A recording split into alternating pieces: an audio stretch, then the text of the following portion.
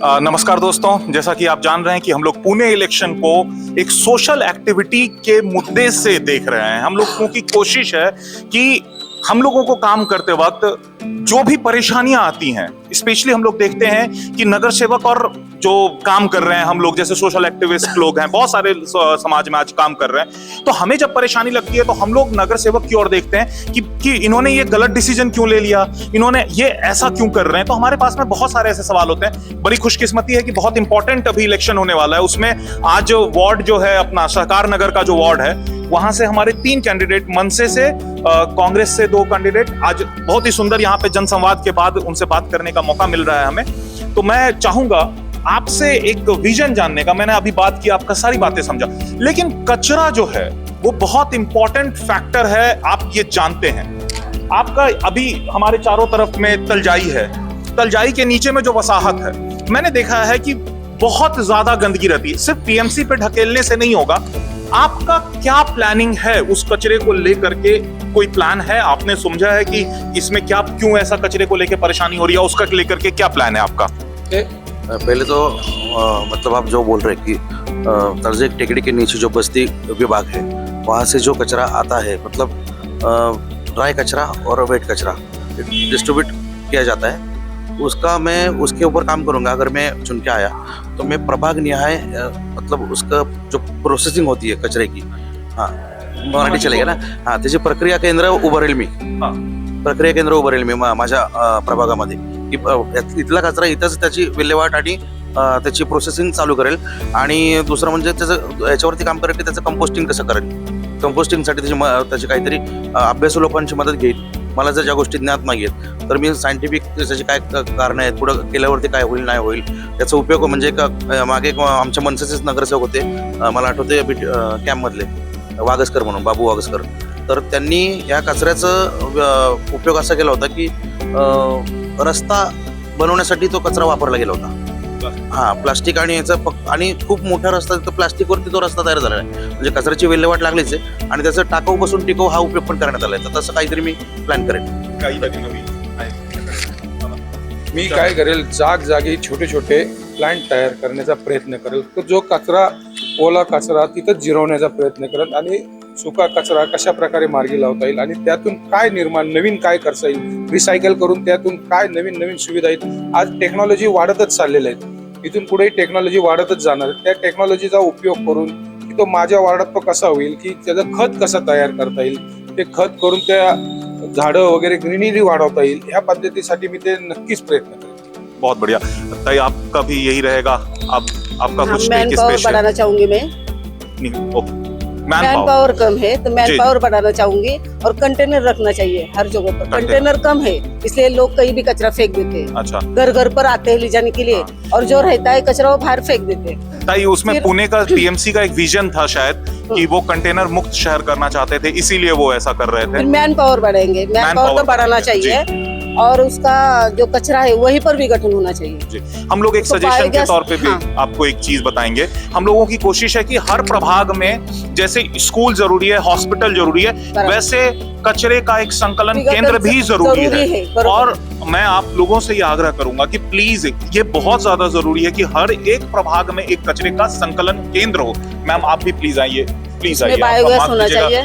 जी, ma'am, आपका भी कोई इस पे कोई टेक आपका स्पेशली? जैसे अभी आपने बताया कि एक कचरे का संकलन होना चाहिए, तो वो ये हर प्रभाग वाइज होना ही चाहिए, क्योंकि अगर वो होगा तो कचरा जहाँ से रोज ले जाया जाता है वो वहीं पर जाके उसको डंप किया जा सकता है, और वहीं पर उसका बायोगैस वगैरह बनाकर उसके अंदर से अच्छा उसका खत वगैरह बनाकर उसको यूज किया जा सकता है। जैसे इसमें भी है ना कि अभी तलजाई पे बायोगैस बना हुआ है, प्लांट है, लेकिन उसके बावजूद बंद है। तो बहुतों बार ऐसी जो परेशानियां आती हैं कहीं ना कहीं, तो क्या उस समय में आपके टाइम में आप इस सब को चीजों को टैकल करने के लिए कुछ अलग से सोचा है आपने? क्योंकि है अभी परेशानियां तो है। म्हणूनच मी सांगितलं की आता ह्या जे काही ज्यांनी बनवले असेल ते माहित नाही त्यांनी काय प्रोसेस केली होती, काय अभ्यास केला होता, हे काय लाखो करोडो रुपये आपण नागरिकांचे वापरतो, तर त्याचा योग्य वापर व्हायला हवाय असं माझं मत आहे। तर त्यासाठी मी म्हणाल की माझ्याकडे जर नॉलेज नाहीये ना, तर त्या डिपार्टमेंटमधली लोक मी हायर करेन किंवा ते मी शिकून घेईन आणि मग अभ्यासू लोकांकडून त्याचं मत करून विचार करून तो स्ट्रक्चरल एक काहीतरी त्याच्यावरती ऍक्शन घेईल, की मग त्याची प्रोसेस आज नाही, पुढच्या 5 वर्षांनी 10 वर्षांनंतर ते कसं चालेल, लॉंग टर्म तर यूज झालं पाहिजे. मध्येच बंद पडणारा प्रोजेक्ट असेल तर इथं आमचे पुण्यातले बरेच नगरसेवक तसे खूप आहेत की मोठे मोठे करोडो रुपयाचे प्रोजेक्ट बनवतात लोकांना दाखवण्यासाठी. त्याचं वर्ष 2 वर्ष पण चालत नाहीत. अशी करोडो रुपयाची मालमत्ता सामान्य नागरिकांची, भोळ्या बाबड्या जनतेची मतं घेऊन हे लाटली जाते आणि बंद पाडली जाते. तो आपसे उम्मीद करते हैं कि आप कुछ नया क्योंकि ये तो हर बार हम लोगों को यही सुनने में आता है कि हम आएंगे तो हम ये करेंगे, हम आएंगे तो वो करेंगे. तो हमने जैसे अभी आप लोगों से एक चीज पूछा था, क्या आप अपने जीवन के लिए एक बदलाव लेके आते हैं? अभी ये देखिए, ये जा रहा है, ये ऐसे कम से कम 1000 घूम रहे हैं, किसी के भी हो, लेकिन हम क्यों त्रस्त हो रहे हैं? आपका मतलब 3 साल से इलेक्शन ही चल रहा है, पुणे में इलेक्शन ही चल रहा है, एक के बाद इलेक्शन खत्म होता है, दूसरा. हम लोगों का ऐसा हो गया कि हमारा जीवन पॉलिटिशियन को सर्व करने के लिए है कि आप लोग अपना इलेक्शन का पूरा तामझाम करते रहे, उसको हम लोग सहें.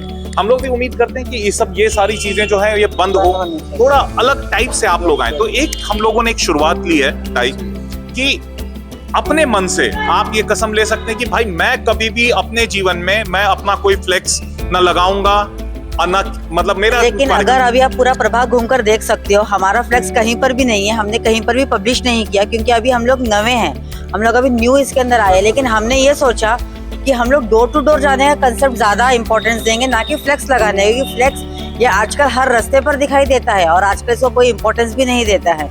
इसके लिए हमने कहीं पर भी अपने फ्लेक्स पब्लिश नहीं किया. और ये मैंने अभी जैसे उधर भी बोला कि ये मैं आपको प्रॉमिस करती हूँ कि ये फ्लेक्स बाजी वगैरह ये तो हम लोग कभी भी नहीं करेंगे, क्योंकि इसके ऊपर ज्यादा हमको काम करना भी नहीं है. क्योंकि हम लोग को लोगों के साथ, हमारे मतदानों के साथ हमको काम करना है. तो हमारा काम ये है कि हम लोग उनके दरवाजे तक जाए, ना कि उनको हमारा पब्लिश हो कि हाँ आते जाते तुम लोग हमको देखो और फिर तुम लोग हमारे पास आओ. जी दादा, जैसे आपका क्या मत होगा, क्योंकि आप एक बहुत बड़ी पार्टी से भी आप लोग बिलोंग कर रहे हैं. बहुत बड़ी पार्टी ताई ने बोला कि हम लोग तो नए शुरू कर रहे हैं, कोई बात नहीं, नए से ही शुरुआत हो रही है, अच्छा शुरुआत हो जाए आपके. ये इस कसम से नए लोग यही सोचें. लेकिन ये जो 2 बड़े पक्ष हैं आप दोनों, क्या आप लोग आज अपना शुरुआत करने के बाद क्या मनसे के दूसरे व्यक्तियों को या कांग्रेस के दूसरे व्यक्तियों को, नेताओं को आप ये बोल सकते हैं अपनी सभा में खड़े होकर कि भाई ये क्यों नहीं हम लोग एक बदलाव ला रहे हैं? हम लोग एटलीस्ट फ्लेक्स तो बंद ही कर सकते हैं ना, इतना क्या फेमस होने की आग लगी है? जी दादा, मग तुम्ही जे सांगताय ना ते प्रस्थापित लोकांचं हे सांगताय, कारण आम्ही इतर कार्यकर्ते आहेत, आत्ताशी आम्ही सुरुवात करतोय आणि पक्ष आमचे मोठे आहेत, आम्ही सामान्य कार्यकर्ते आहोत. आम्ही ग्राउंड लेवलला काम करणारे सामान्य लोकांच्या हक्कासाठी, अधिकारांसाठी, गरजांसाठी लढणारी लोक आहेत. त्यामुळं आम्ही आता ही शपथ घेतोच आणि हे कायम ठेवण्याचा प्रयत्न करणार आणि राखणारच. पण तुम्ही म्हणजे आता आपण मस्त मागाशी जे चर्चेत झालं की त्या ताईंनी पण सांगितलं की जिथे कुठे गरज असते ना, इलिगल फ्लेक्स आम्ही कधीच लावणार नाहीये, पण जिथे कुठे गरज असते ना, लागते ना, ते लिगली लावून त्या टायमिंग कार्यक्रमाचं हे झालं की त्याची जबाबदारी आम्ही तिथनं साफसफाई करण्याचं शपथ घेतो. ते तो बरं आहे दादा, तुम्हाला पण अधिकार आहे लीगल फ्लेक्सचे, आम्हाला कुठेतरी डिस्प्ले होणं पण गरजेचं आहे, कारण की आम्हाला नवीन माणसं जर काम करणारे लोक आहेत, आम्हाला प्रमोशन आमचं व्हायला पाहिजे ना. आणि तुमच्या आम्हाला आवडेल की तुमचं खूप मोठं चॅनेलवरनं इतक्या लोकांपर्यंत आम्ही पोहोचू की लोकांना सांगितलं पाहिजे की ह्या सामान्य कार्यकर्त्यांना, लढाऊ कार्यकर्त्यांना, जे सच्चे कार्यकर्ते त्यांना निवडून द्या. मी तर सांगतो, मला तर असं सांगायचं आहे की पुणेला नवीन काहीतरी पाहिजे. आता खूप जास्त जुना झाला पॉलिटिक्स, पण तसंही आहे ते पण ते करते. प्रत्येक पॉलिटिशियनचे आम्ही स्टाईल बघतो, त्यांच्या स्टाईल त्यांच्या कार्यकर्ता कॉपी करतात. बरोबर. तर आम्हाला असं वाटतं की तुम्ही नवीन आहे, तुम्ही काहीतरी नवीन एकदम संकल्पना, नवीन कल्पना, नवीन करा. तुम्ही आम्हाला सूचना द्या, आदेश द्या, आम्हाला अभ्यासपूर्ण गाइडेंस करा, आम्ही ते नक्की अंमलात आणण्याचा प्रयत्न करू. बहुत बहुत धन्यवाद दादा, बहुत अच्छा लगा. मैं तो हमेशा बोल रहा हूँ पुणे को, पुणे ये बता देता हूँ मैं, पुणे के इतिहास का आज तक जो पुणे तब से लेके जो इतिहास आज तक का है पुणे का, ये सबसे ज्यादा इंपॉर्टेंट इलेक्शन है. ये सबसे ज्यादा ऐसा इलेक्शन आज तक नहीं हुआ. आप इस बात को समझिए, हमने सब कुछ देख लिया, इधर से लोगों को उधर जाते, उधर से लोगों को इधर आते, हमने जो देखना था हमने सब देख लिया. इस जीवन में ही हमने बीजेपी और कांग्रेस को भी साथ आते देख लिया. तो इस जीवन में तो समझ लीजिए सब कुछ हो गया है. लेकिन आपसे एक उम्मीद है कि पुणेकर से कि प्लीज कुछ नए लोगों को चुनिए, कुछ नए विचारों को चुनिए, जो नए विचारों के साथ, नई ऊर्जा के साथ काम कर सके. बहुत बहुत धन्यवाद, बहुत बहुत धन्यवाद. हाँ, देखिए आप ही के लिए कॉल किया हमने कि नए विचारों